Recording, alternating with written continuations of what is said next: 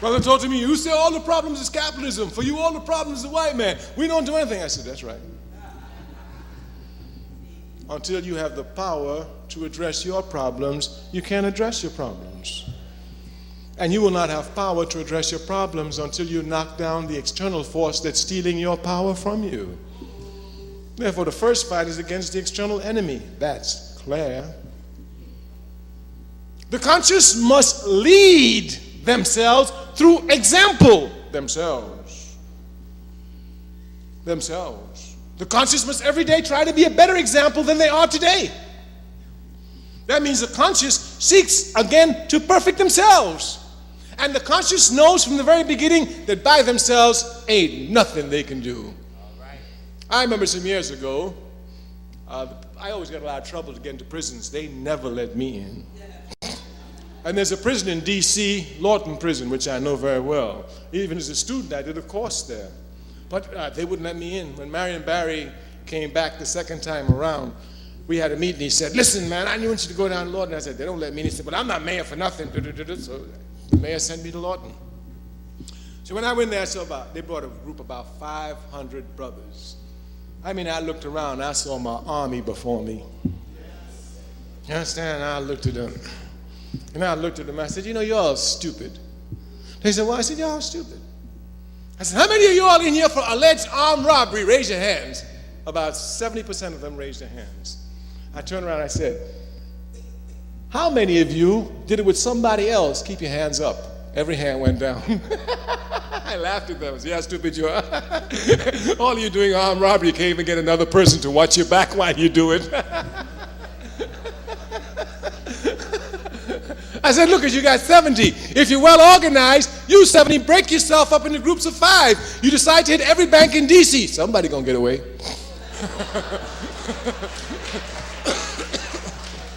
Somebody gonna get away. I told him, look how stupid you are.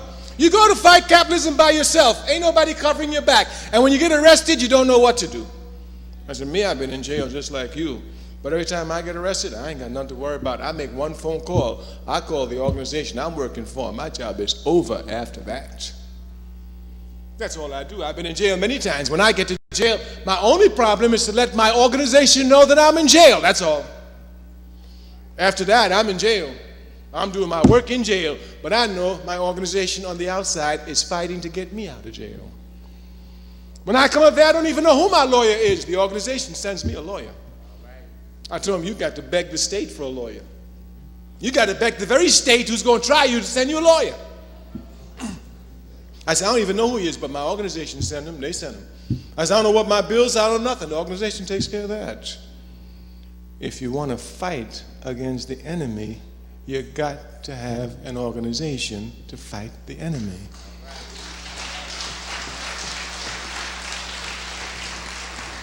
You can never do it alone. History lessons must be properly learned, properly appreciated. Everywhere the enemy is trying to divide us, divide organizations.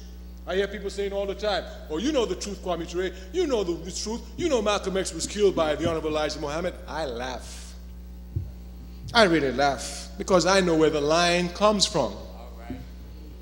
The line comes from the police, of course. The movie picks up the line of the police, that's clear. That's why it's a movie. They run the line of the police.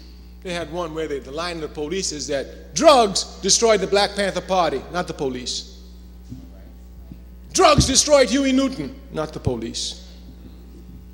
By the time you get through with it, drugs destroyed us. Well, drugs have been in our community for a long time. We can handle drugs better than any other community in this country. You understand? Huey Newton wasn't killed by drugs. The police killed Huey Newton. The Black Panther Party wasn't destroyed by drugs. The police and COINTELPRO destroyed the Black Panther Party. Yeah. Malcolm X was not killed by the Honorable Elijah. The New York police, the FBI, and the CIA killed Malcolm X. See, the conscious knows this because the conscious properly analyzes. They don't go with sound bites. I remember Malcolm X. I followed Malcolm X. I'll tell you brutally, I'll tell you the brutal truth. When Malcolm X quit the Nation of Islam, I said to all my comrades, I said, look at it, it's going to go down now. Malcolm going to split it. I was certain that people would leave the Nation of Islam. I knew for certain Muhammad Ali would leave. I knew for certain Minister Louis Farrakhan would leave. Malcolm's brother didn't leave. Malcolm left by his lone son. These are facts. He was no threat at all to the Nation of Islam, and nobody would know that better than the Honorable Elijah Muhammad. Anyone knows, even from looking at stupid television, that when you want to analyze a murder, you got to get a motive. All right. There you go. What would be the motive for the Honorable Elijah to kill Malcolm X when Malcolm X represented no threat to him at all? None whatsoever. Malcolm didn't take anybody with him. The nation kept galloping along. Malcolm had to gather his forces himself and try and create his organizations. No, I said even his brothers didn't leave. The people who recruited Malcolm didn't leave. When Malcolm walked, he walked by himself. I was shocked. I was certain it was going to split. It didn't split. I said, well, Malcolm has made an error here. His calculations were not properly correct because it didn't split the nation. Malcolm himself had even stopped talking badly about the Honorable Elijah Muhammad. As a matter of fact, when he came back with the United Front as his program, he said publicly, I've insulted and said bad things about every leader. They too have said bad things about me. I want to stop this. I hope they've forgotten and forgiven me. I've forgotten and forgiven them. There's Malcolm's statement. Therefore, by the time Malcolm was killed, there was no reason for the Honorable Elijah Muhammad to kill him, simply because the truth is the Honorable Elijah Muhammad knew the devil was going to kill Malcolm. I saw it then, too, as a young man. All my life, I've been in an organization, all my life. I've never in my conscious life been without organization, never. I worked with the Student Nonviolent Coordinating. I gave my life to that organization. When they got ready to expel me, before they expelled me, I was the honorary prime minister of the Black Panther Party. By the time they expelled me, I was sitting on top of the Black Panther Party, told a white man, touch me now, if you bad. Because the major trick of the enemy is to isolate the conscious from organization. Once you're isolated from organization, you're finished. That's how they got Malcolm. I saw exactly when they got Malcolm. Malcolm was building 2 organizations when they got him. He had no organization. I learned my lessons clearly from the assassination of Malcolm X. When he left the Nation of Islam, he created 2 organizations. One, the Muslim Mosque Incorporated, which was a religious organization to which anybody could belong, irrespective of race. The second one was a political organization, the Organization of African American Unity, to which only Africans could belong.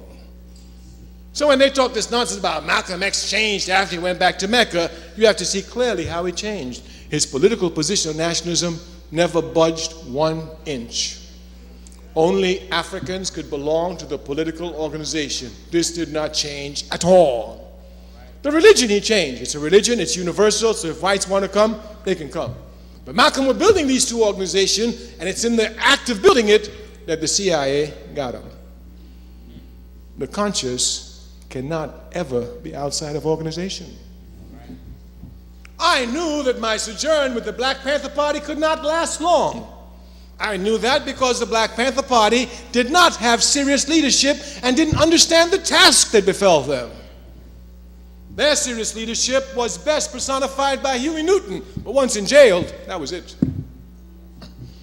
Oh, if I were to tell you some of the true stories about the Black Panther Party, you'd be amazed.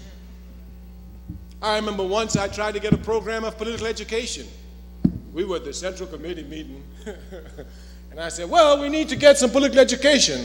I won't say his name, but he said, you know Kwame Ture? He ain't nothing but bourgeois. He went to college and all that. I said, that's right, Jack. I went to college. I was a philosophy student, and I was honor roll student.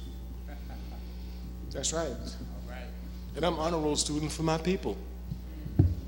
And I said, I don't know what you is, but everything I got for my people, I'm going to learn as much as I can for my people. And I'm telling you, if you got an army out here, they need to be politically educated, especially if they come from the lumpen proletariat. Because they waver too much between the people and the police. The Nation of Islam recruits from the lumpen proletariat. but they have a program of transformation for those brothers and sisters. Yeah, of course it works. The Panthers said they didn't need it. They're going to fight the people. I tried everything possible. No, wait. All right. I saw that it wouldn't do any good. So I knew that I got to lead them. Because they think they're running a gang. You understand? And a revolutionary party is not a gang. In a gang, the leader says, do this, and everybody jumps. In a revolutionary party, the people says, do this, and the leader jumps. So there's a big difference between the two. I knew that my sojourn couldn't last, but before I resigned from the Black Panther Party, I was already a member of the All-African People's Revolutionary Party. I have never been without an organization in my life. And I never will be without an organization in my life.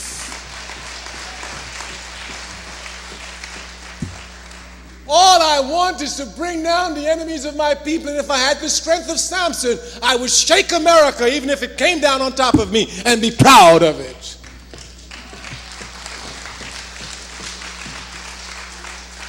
But unfortunately, as I even have to tell Minister Louis Farrakhan, I wasn't called.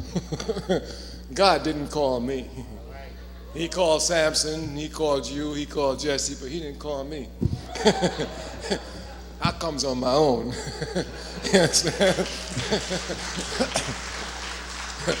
So I'm not God's anointed. I can't do nothing special. You understand? Matter of fact, God himself promised me he won't protect me. Only my people can do that. God gave me them. So I'm not God's anointed. I don't have the strength. So I know since I'm not God's anointed, I can't face the enemy by myself. I can't even think of that. I've got to face the enemy with the people. Therefore, I know I can't do nothing against the enemy by myself. Why, if I could do it by myself, I'd have done it a long time ago. It's only the people consciously organized that will not only bring the enemy down, but lay the foundations for indestructible organizations. I am a Central Committee member of the All-African People's Revolutionary Party, and at the same time, a Central Committee member of the Democratic Party of Guinea of the African Democratic Revolution. For me, it's a great honor. A great, great honor. It shows clearly the integration of Pan-Africanism by those who pay no attention to our history. People think, you know, that the conscious have been sleeping because they look at the unconscious and they judge the movement by the unconscious, but the movement has to be judged by the conscious, not the unconscious. Even though the unconscious overwhelms just in numbers alone the conscious. The other day, about 4 weeks ago, about a month or so ago, I heard a discussion about something called Ebonics. A lot of people started to talk nonsense about it, but the sister who's doing the work is a sister by the name of Mary Hoover. In 1967, she started a school called the Nairobi School in East Palo Alto, California. And since then, she's been heavy into working with the people on this thing they call Ebonics. Therefore, when they jumped up, they thought, oh, once again, they don't know what they're talking about. But they had to shut up. They ain't seen nothing yet. The serious conscious have been developing themselves since the 60s. And now when the mass movement breaks out in the 90s, they'll be able to give proper direction, proper leadership, and proper guidance to the mass movement. This is something that was totally lacking in the 1960s, totally lacking. In the 1960s, we had no seasoned cadre. In the 1960s, we had to find a way ourselves. But today, you have conscious elements throughout this country who, thanks to the work of my people, I know and I see them, and they're growing stronger, though quiet. The difference, then, that we must point out here is a difference between revolutionary and reformist. In the American capitalist system, reformists need the press, and the press need reformists. Of course they do. Revolutionaries don't need the press hates them. And therefore, whenever revolutionaries come in contact with the press, it's a struggle to fight with the press to dominate the press. But revolutionaries don't need the press. Revolutionaries know what they need is the people. So revolutionaries take their time going to the people, not to the press. The press cannot get you the people. All the press can do is give sound bites to you to the people. And if you want to organize the people, they will not be organized around sound bites, only around clear political program and ideology.